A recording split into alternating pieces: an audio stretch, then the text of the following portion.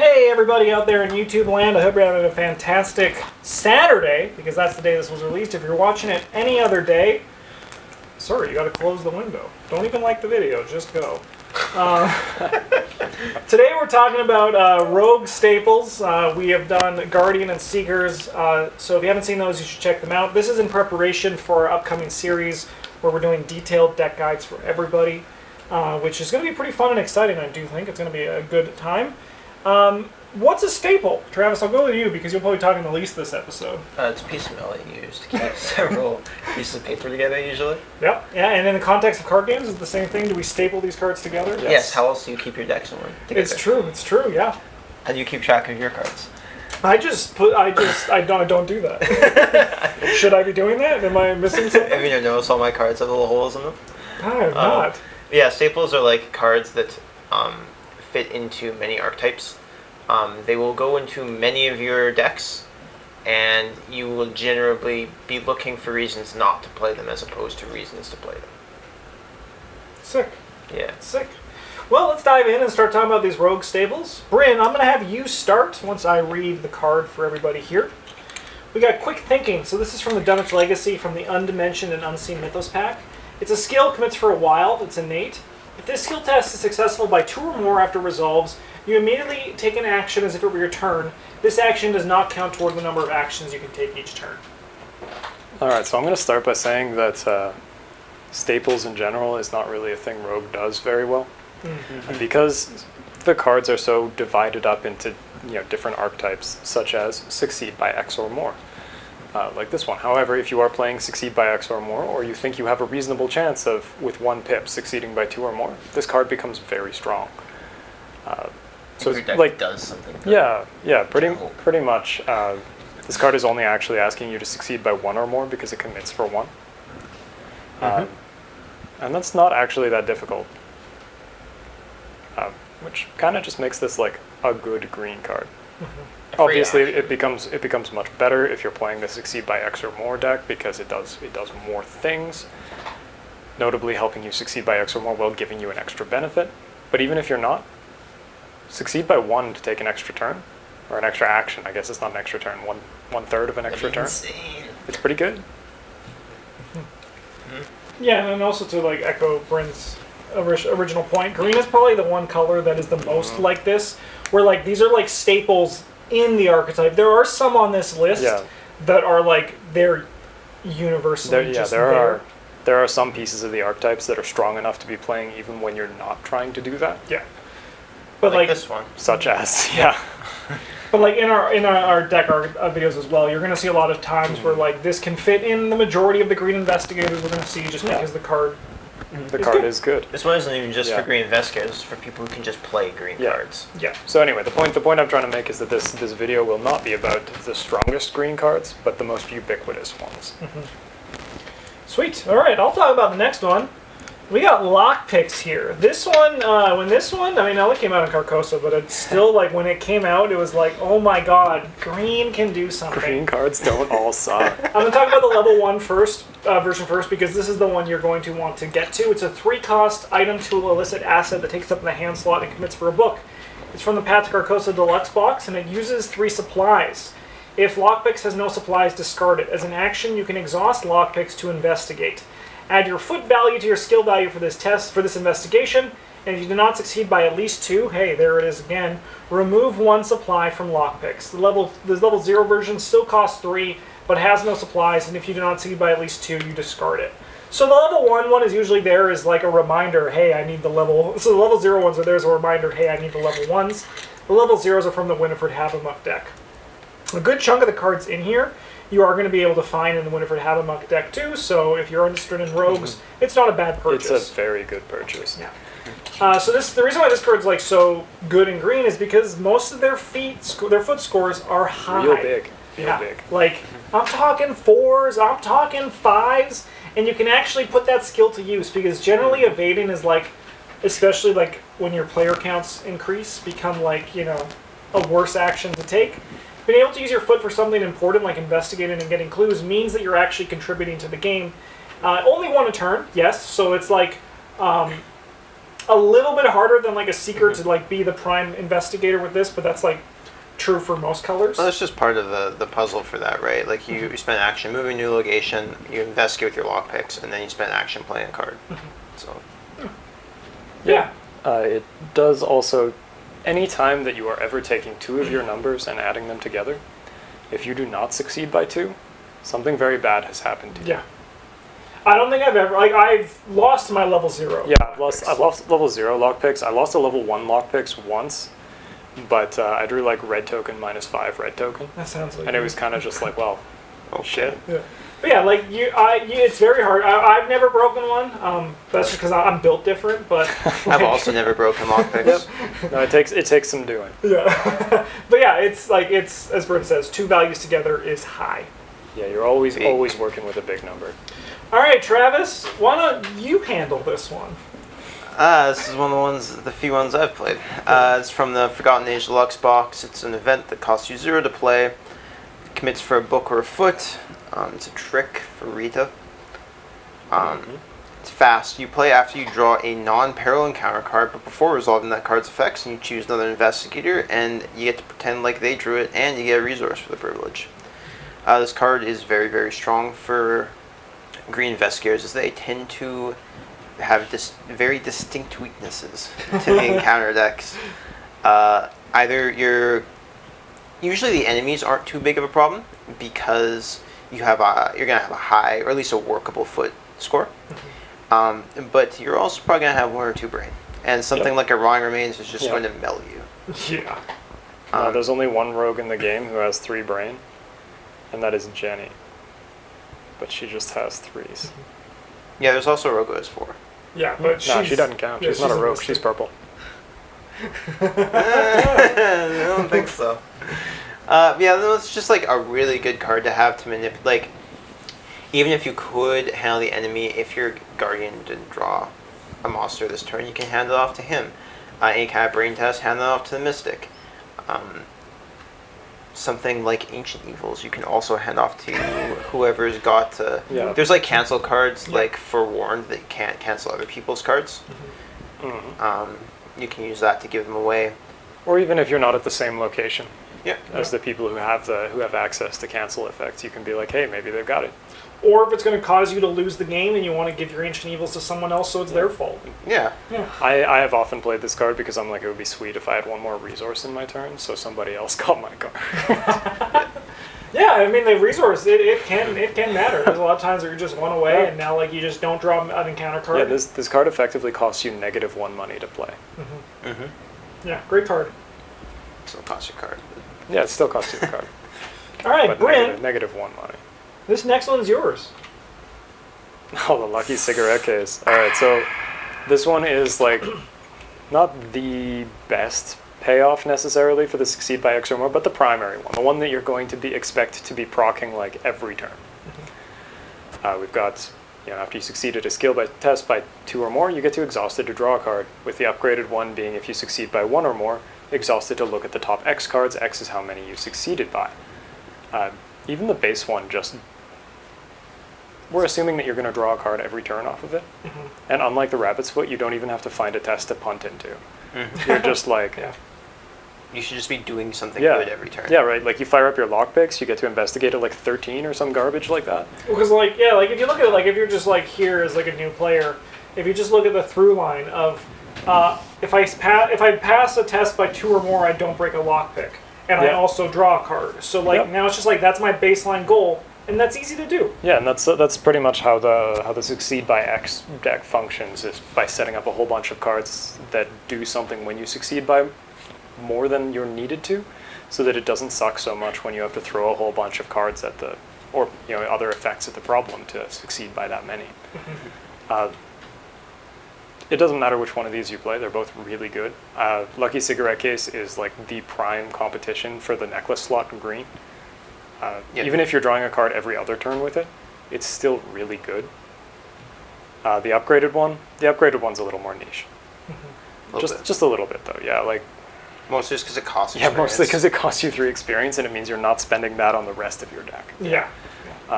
But if you are looking to draw specific cards, perhaps skills or events with a high degree of frequency, the upgraded Lucky Cigarette case will just make that happen. And as you can see, once again, both are in the Winnie deck, so like good purchase if you want these cards. No, the Winifred Habermuck deck has some of the best green cards in the game. Whether they originated there or like were just reprinted in it. It's quite solid. All right, Travis, I'm going to throw this next one to you because I don't think you're going to talk again for the rest of the video. Oh, that's cool. So here, I'll give you this one.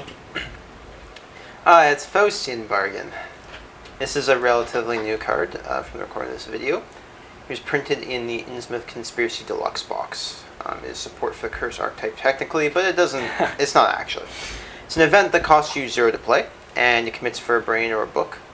As an additional cost to play it, you have to add 2 curse tokens to the Chaos bag.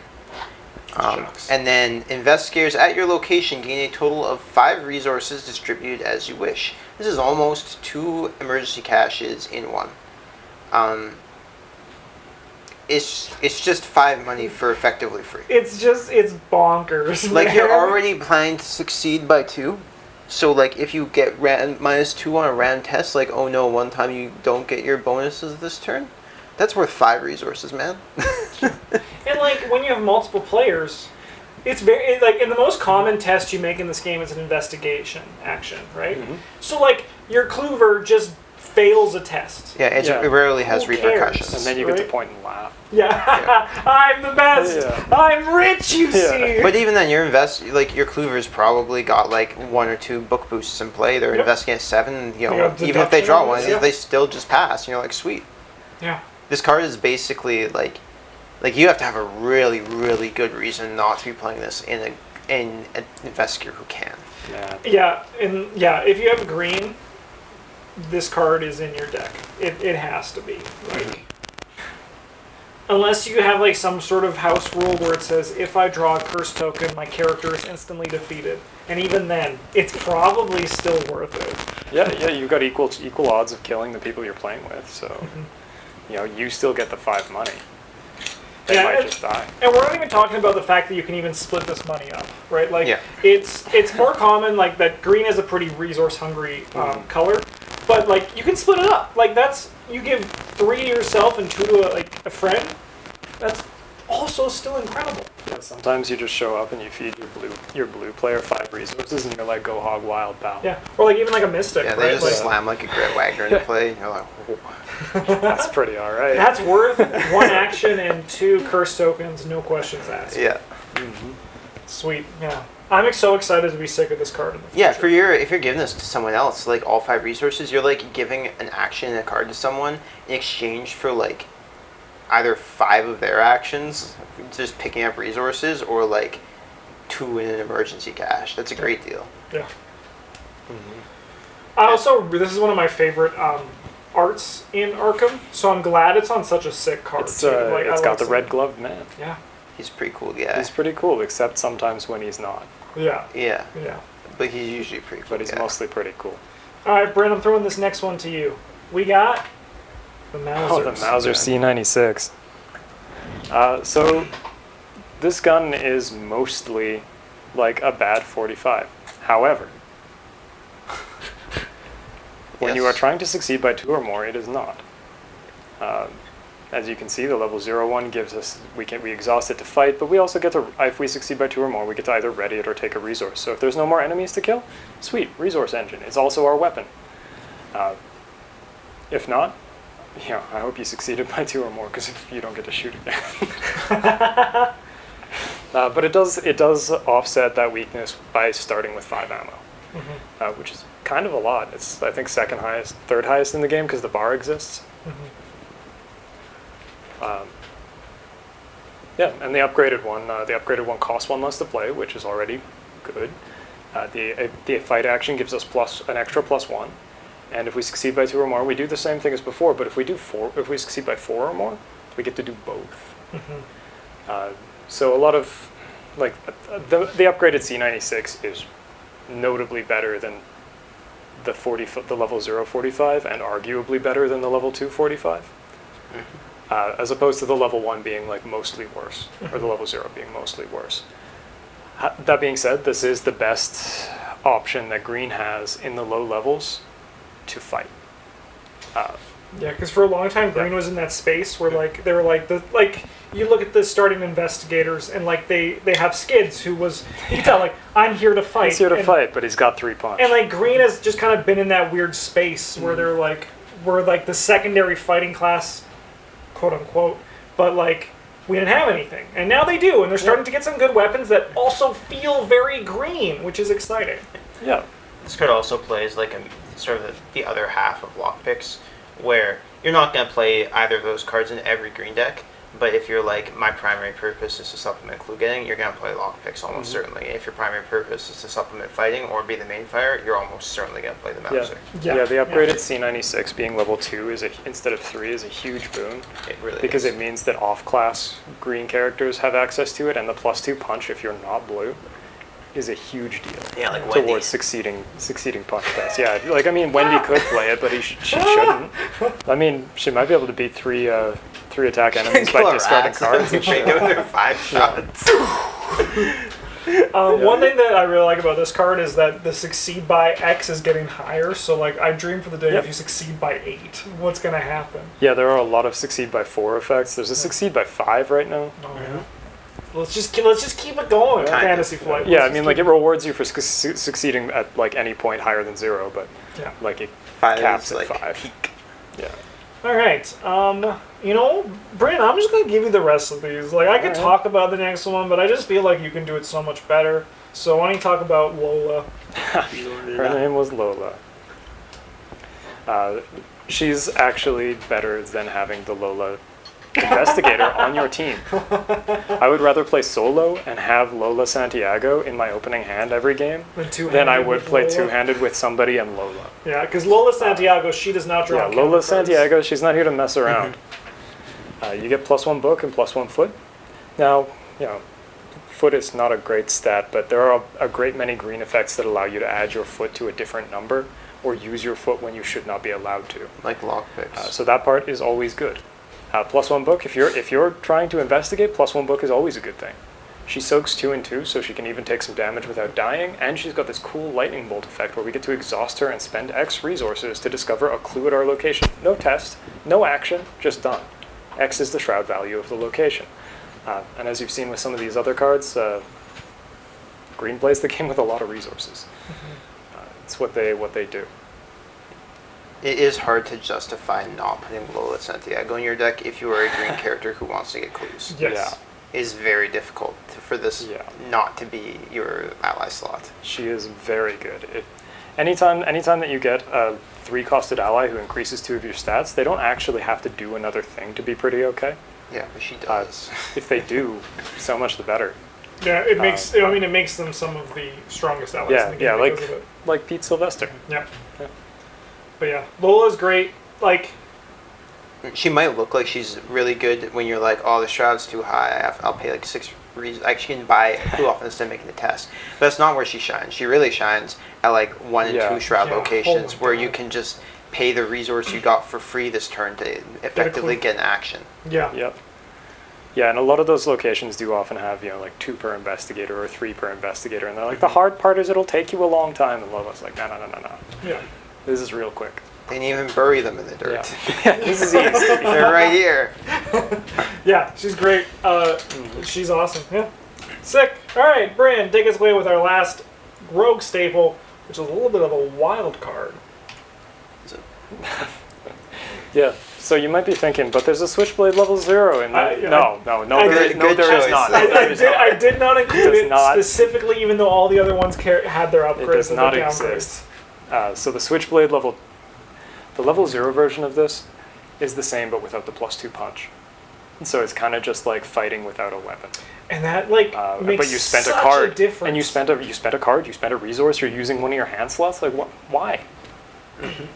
This one though, like it costs you almost nothing to put into play, which I guess is true of the other one, but it also gives you nothing. Yeah. This one, the +2, it's the 2 you need to succeed by to get the extra damage. So it's like it gives you +0 and just does damage. But also, if you would have failed the test, you still get to do 1 damage. You know, like if you would have failed, if you passed, kind of. But yeah, this is probably the most efficient melee weapon in the game. Yeah. If you are playing green and you want to kill things, this card's real Like, good for it. Yeah, the fact this only costs Yeah. 1 money is also fast. Yeah. It's pretty nuts. So. Yeah, it's pretty good, especially so. To me, where this really shines is where you're playing some sort of a gun build, and you don't actually want to spend your bullets on a thing, You or just stab you know your charges of a spell or what have you, and you're just like, I'm engaged with an enemy, like I'll stab you, Yeah. because it doesn't provoke attacks of opportunity. It only takes up one hand. There are no bad things to say about this. It's like pretty much an always on machete for Tony Morgan too. Yeah. Like it's Yeah. yeah. Level 0 Switchblade made me hate Schizo Tool Man, yeah, I've played level 0 Switchblade one time since level 2 has been printed, and it was in a Dexter Drake deck so that I could play it at fast and then use my lightning bolt effect to pitch it away to play something fast that shouldn't have been. for my next trick. Yeah. No, just kidding, it's an Azure Flame or whatever. Sure. Sick. Well, those were the Rogue staples. We are looking forward to. Well, I mean, I'm half looking forward to. As soon as I figure out and design the layout for the extended guides, then I'll be a lot more excited. But we're getting close. We only have 2 more Almost staples that we there. need to do. We don't have a neutral one scheduled, but maybe we can attach it to the Survivor one and just be like guts and emergency cash, so we don't have to keep doing the guts speech. But So No, I think we've done that Yeah. 50 times. Yeah. We could just not do it. yeah, but the thing is, it's always someone's We first video. we right? could do No. a neutral one Yeah. and just run like It could be like a 5 the video. basic ass skills, Yeah, just And, talk about like, the skills cash. too. Yeah, right? Like they might mean, there's also- they might not be too exciting, but they're real good. I think Backpack level 2 deserves to be there as well. Yep. yeah, oh yeah. Yeah, Okay, I think we can do it. We can do it. could. Hey, look I at think- that. I We've think- just done it. Yeah. Amazing. You've seen behind the curtain. We're very agreeable. Thanks for watching, everybody. You guys have a good one. We'll see you next week when we're talking about the Mystic staples. I wonder if Ward of Protection is going to be on that list, Travis. That was an easy one. Yep.